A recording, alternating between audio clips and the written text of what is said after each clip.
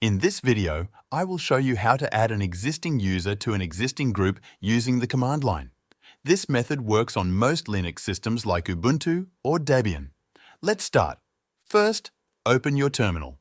You can press Ctrl, Alt, and T together, or you can search for terminal in your applications. Now let's say you already have a user on your system, and you also have a group that already exists.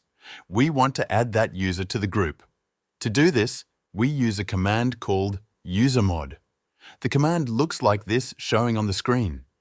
Sudo usermod -ag, then the group name, username. Replace group name with the name of the group you want to add the user to. Replace username with the name of the user. For example, if you want to add the user John to the group developers, type this command showing on the screen. Sudo usermod -ag developers John. Then press Enter. The system will ask for your password.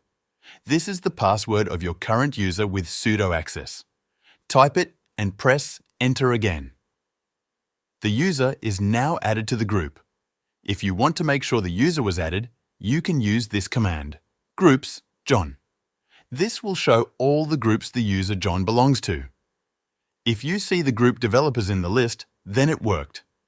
You have now learned how to add an existing user to an existing group using the terminal. Thank you for watching this tutorial.